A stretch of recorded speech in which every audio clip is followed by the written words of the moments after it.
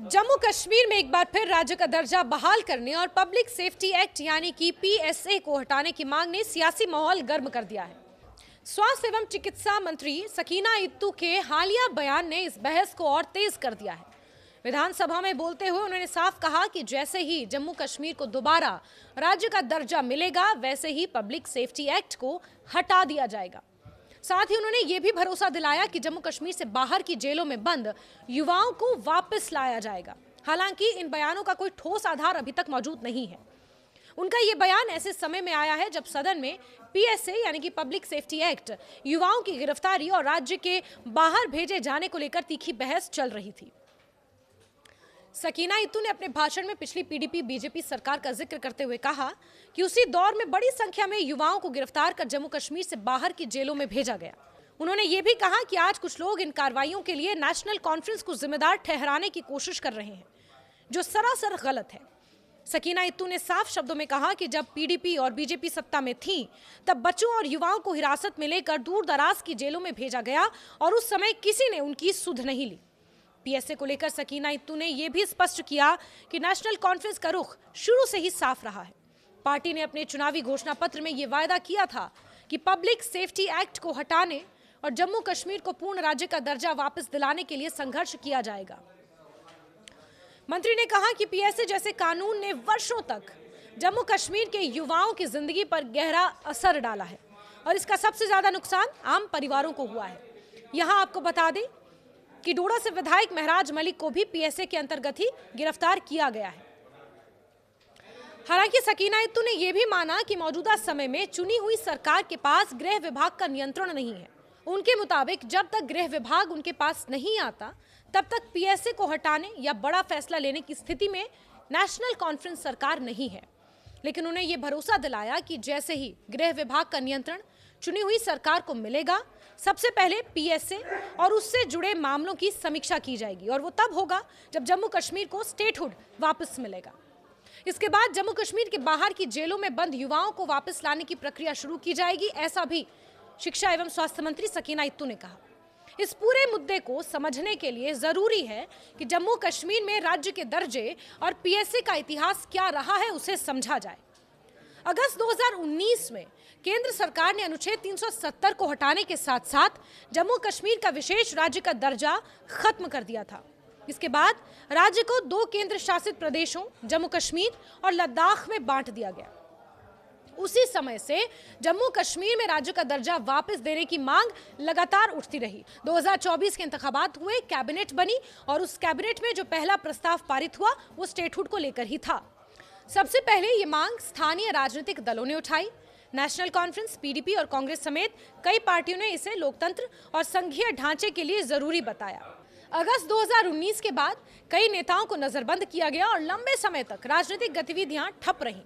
जब धीरे धीरे हालात सामान्य हुए तब एक बार फिर राज्य का दर्जा बहाल करने की आवाज तेज होने लगी। 2020 और 21 के दौरान केंद्र सरकार ने कई बार संसद और सार्वजनिक मंचों पर यह कहा कि जम्मू कश्मीर को राज्य का दर्जा उचित समय पर दिया जाएगा। इसके बाद 2021 में जम्मू कश्मीर की मुख्यधारा की पार्टियों ने एक गुपकार घोषणा के तहत मिलकर राज्य के दर्जे की बहाली की मांग को और मजबूत किया। उस समय कहा गया कि बिना राज्य के दर्जे के लोकतांत्रिक अधिकार अधूरे हैं। 2022 और 2023 में भी ये मांग बार बार उठी। विधानसभा चुनाव न होने और चुनी हुई सरकार के अभाव में ये सवाल और गंभीर हो गया। कई बार नेशनल कॉन्फ्रेंस और अन्य दलों ने दिल्ली में नेताओं से मुलाकात कर राज्य का दर्जा बहाल करने की मांग दोहराई। संसद के अंदर और बाहर भी इस मुद्दे को उठाया गया। यहां तक कि सुप्रीम कोर्ट में अनुच्छेद 370 से जुड़े मामलों की सुनवाई के दौरान भी राज्य के दर्जे का मुद्दा चर्चा में रहा।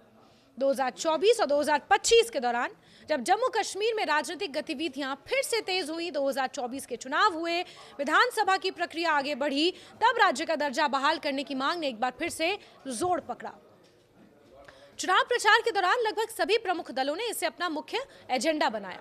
नेशनल कॉन्फ्रेंस ने साफ कहा कि उनकी पहली प्राथमिकता राज्य का दर्जा वापस लाना और पीएसए जैसे कठोर कानूनों की समीक्षा करना होगा। पब्लिक सेफ्टी एक्ट खुद में एक बेहद विवादित कानून रहा है।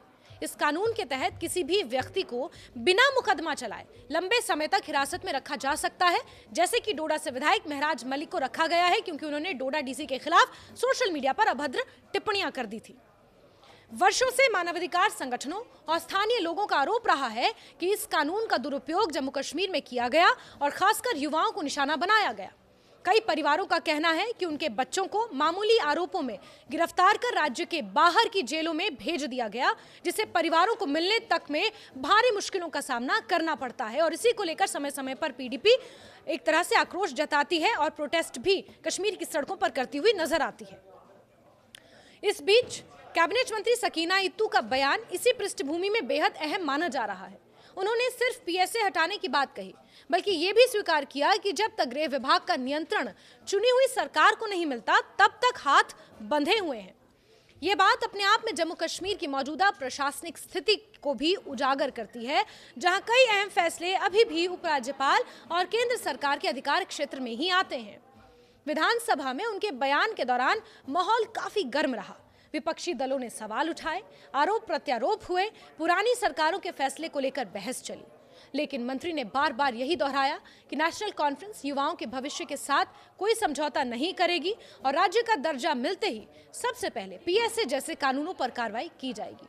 कुल मिलाकर सकीना इत्तू का ये स्टैंड, ये बयान सिर्फ एक राजनीतिक घोषणा नहीं है, बल्कि जम्मू कश्मीर की उस लंबी लड़ाई की याद दिलाता है जो राज्य के दर्जे और नागरिक अधिकारों को लेकर पिछले कई सालों से चली आ रही है।